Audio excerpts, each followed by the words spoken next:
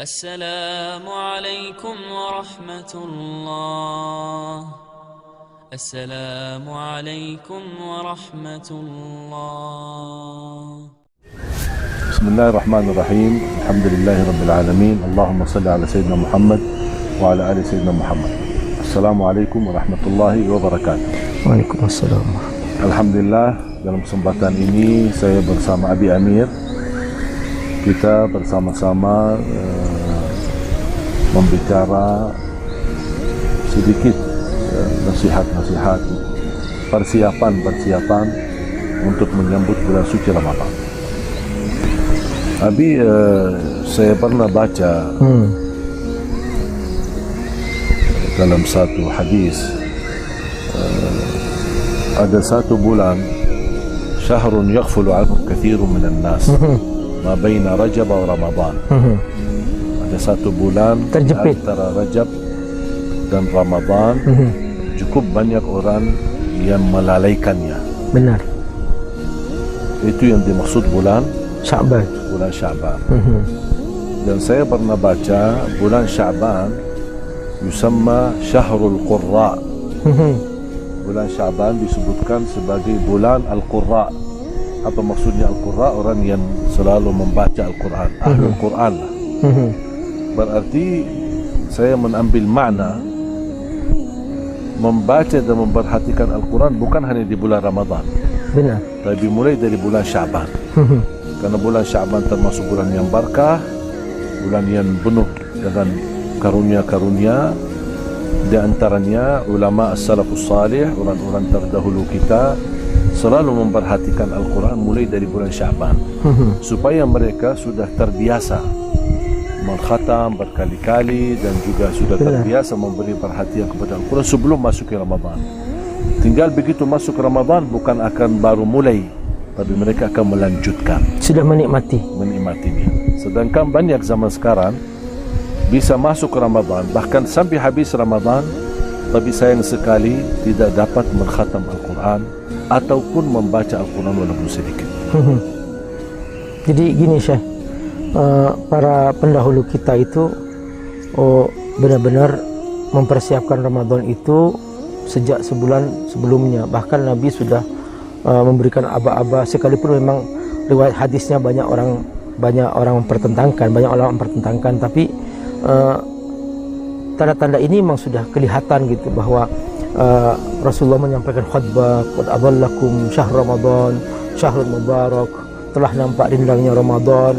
Dan ini khutbah disampaikan Nabi sebulan sebelum Ramadan. Jadi itu sudah di awal bulan Sya'ban sudah Nabi sudah memberikan aba-aba kepada para sahabatnya. Ayo kita bersiap-siap, jangan sampai kita tidak kebagian keberkahan Ramadan. Dan bahkan Nabi sendiri ketika masuk bulan Sya'ban, Nabi sudah memperbanyak puasa. Ma min syahrin, ini dalam hadis sahih, ma min syahrin aktsar min Sya'ban yasumu fihi Rasulullah SAW. Tidak ada bulan melebihi bulan Sya'ban di mana Nabi berpuasa sunnah. Di bulan-bulan yang lain Nabi hanya berpuasa 3 hari, fi ayyamul bid, berpuasa di hari Senin dan Kamis. Tapi ketika di bulan Sya'ban sampai dikatakan kana yasumu Sya'ban aktsarahu bal kullahu. Nabi berpuasa di bulan Sya'ban, puasa sunnah, mayoritas bulan Sya'ban atau bahkan hampir semua bulan Sya'ban Nabi berpuasa. Karena di akhir Sya'ban itu disebut ada hari namanya hari Ragu. Jadi man shoma yaum asy-syak faqad asa Abul Qasim. Siapa yang berpuasa di hari yang meragukan, yaitu sehari 2 hari sebelum masuk Ramadan, itu disebut yaum asy-syak, maka jangan kita berpuasa. Di hari itu saja Nabi tidak berpuasa. Begitulah. Masalah syak belum memastikan isbat. Iya. Kemungkinan besok Ramadan atau lusa Ramadan. Benar. Lebih baik 2 hari terakhir itu jangan dipuasa. Benar, iya. Supaya kita menghindari dari larangan Rasulullah SAW hari yang kita masih ragu-ragu, benar, belum iya, memastikan isbatnya. Jadi sangat luar biasa Nabi mencontohkan persiapan itu, dan sangat luar biasa pula para sahabat juga berlomba-lomba beramal soleh. Dan juga kisah-kisah para ulama, Syekh. Para ulama itu, ini ulama hadis, ulama fiqih, ulama tafsir.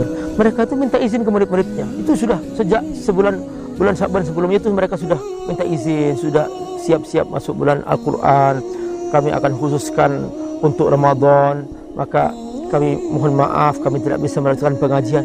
Ini pengajian hadis, pengajian tafsir, pengajian fikih. Mereka semuanya izin. Makanya ketika kami baca sejarah para ulama hadis, para ulama fikih, jadi kita nggak heran kalau Imam Syafi'i sampai mengkhatamkan di Ramadan 60 kali khatam.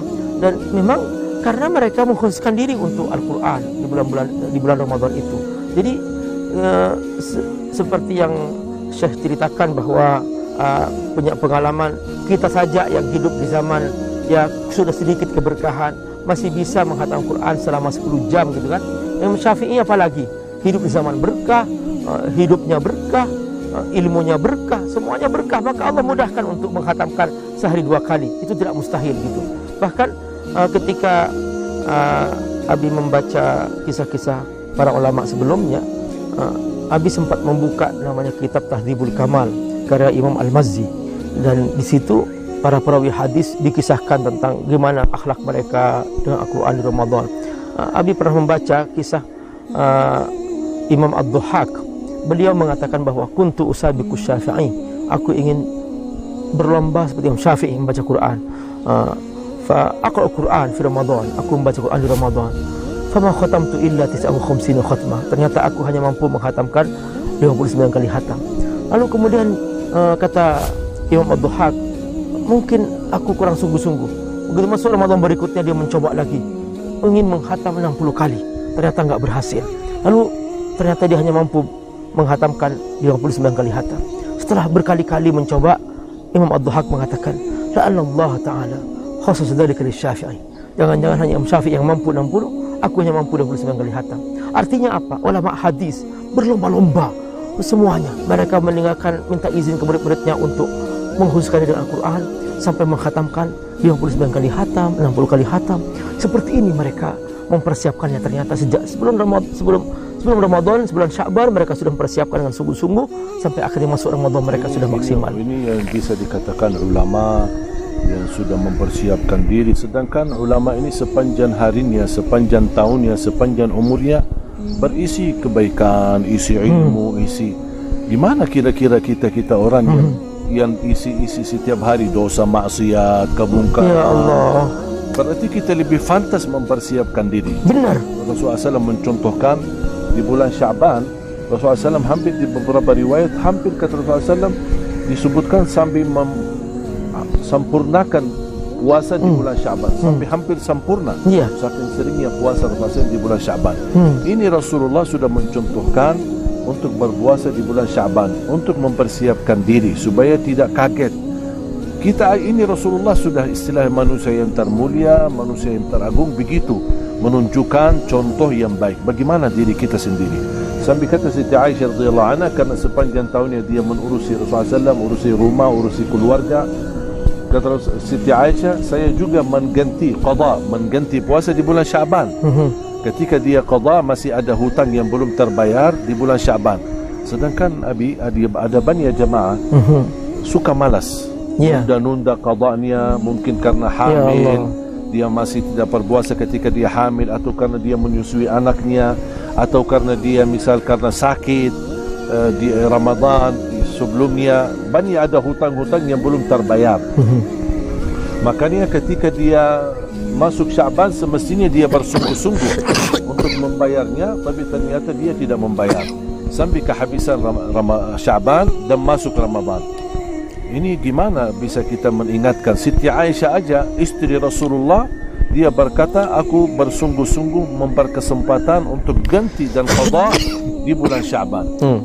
Apa yang nasihat yang kita bisa sampaikan kepada jamaah yang suka menunda-menunda gara-gara malas sampai kehabisan waktu dan sampai masuk Ramadan berikutnya? Jadi ini Syekh, seharusnya mereka tidak boleh melalaikan ibadah ini. Ini ibadah wajib ya, ini rukun Islam. Dosa besar kalau kita mengabaikan rukun Islam. Bahkan bisa digolongkan termasuk ciri orang munafik ketika mereka mengabaikan rukun Islam. Jadi ketika para sahabat menggambarkan bahwa siapa yang tidak mau pergi haji padahal dia mampu, lalu dia mati tidak melaksanakan ibadah haji dengan maksud melalaikan, falyamut maitatal yahudi wan nasrani, kematiannya sama dengan Yahudi dan Nasrani. Sama, semua rukun Islam jangan dibeda-bedakan. Makanya Abu Bakar mengatakan la uqatilanna man farraqa baina sholati waz zakah, aku akan perangi orang yang membedakan antara salat dengan zakat. Jadi juga termasuk puasa Ramadan, jangan sekali-kali mengabaikannya. Wahai kaum ibu terutama, benar Anda diberikan dispensasi ketika hamil karena tidak mampu, ketika menyusui tidak mampu, tapi jangan jadikan alasan untuk kemudian tidak membayar lalu menganggap mudah. Mungkin Anda yang punya uang, Anda bisa membayar dengan membayar fidyah, tapi jangan dianggap remeh. Tetap wa antasumu khairul lakum, kata Allah, membayar puasa tetap lebih baik. Tetap Allah utamakan membayar puasa itu. Jangan sampai menganggap bahwa ini masalah remeh. Tidak. Ayo kita bersungguh-sungguh memuliakan ajaran Allah. Jangan sampai meremehkan ajaran Allah, karena yang paling berbahaya bagi orang yang mengaku beriman adalah ketika dia meremehkan. Kalau kita tidak mampu, ada uzur yang Allah ampuni. Jadi faman kana minkum maridan aw ala safar fa itu min ayamin ukhra. Allah kasih dispensasi ketika ada uzur yang syar'i, tapi bukan uzur yang dibuat. Ingat, Allah Maha tahu, tidak bisa kita berbohong kepada Allah Subhanahu wa taala. Ayo bersungguh-sungguhlah persiapkan diri bulan Ramadan, makanya persiapan sebelumnya, sehingga nanti kita begitu masuk Ramadan kita sudah merasa aman, nyaman untuk berpuasa. Kita akan merasa nikmat. Perbanyak ibadah sebelum Ramadan, sudah kita masuk Ramadan kita akan merasa indah. Seperti seorang petinju, nggak bisa kalau kita langsung mau masuk ke ring tinju tanpa ada persiapan sebelumnya. Itu para petinju 6 bulan sebelumnya mereka latihan, lari, pernafasan, dia untuk masuk ke ring tinju. Ketika masuk ke ring tinju, dia mampu melawan lawannya. Tapi ketika tanpa persiapan, dia masuk ke ring tinju sekali pukul KO. Nah, banyak orang ketika masuk Ramadan, dia sudah jam 10 pagi sudah nggak kuat dia sudah kelaparan. Bahkan banyak yang siang hari, banyak warung-warung pakai hordeng hanya untuk melayani orang-orang yang tidak berpuasa. Padahal dia sudah sahur tadi pagi bersama istrinya. Sampai di kantor, dia cari warung, dia makan siang. Disangkanya itu masalah kecil, itu dosa besar itu.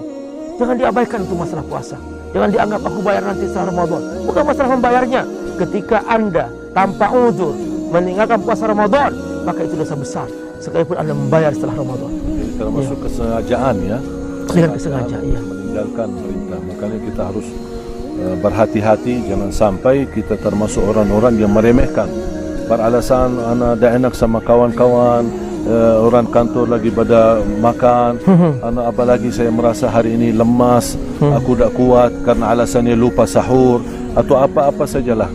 Makanya kita berkesempatan demi menjadi lebih baik. Semua kita termasuk saya, masuk Abi Amir juga masih banyak kekurangan kami, masih banyak dosa kami, tapi ketika ada kesempatan kita mampu memperbaiki, terus kita segerakan. Ini kesempatan bulan Syaban, tidak lama lagi akan menyambut bulan suci Ramadan. Kita harus memiliki persiapan dari awal, ada niat baik, tingkat yang baik, ada sungguh-sungguh, terus memperjuangkan diri menjadi lebih baik. Karena kalau kita ingin dari Allah Subhanahu wa taala pahala, balasan, diijabah hajat kita, dan Allah anugerahkan nikmat-nikmat yang luar biasa, kita harus menjadi hamba yang luar biasa. Tapi jangan jadi hamba yang biasa-biasa saja, tapi minta sama Allah yang luar biasa. Itu tidak adil.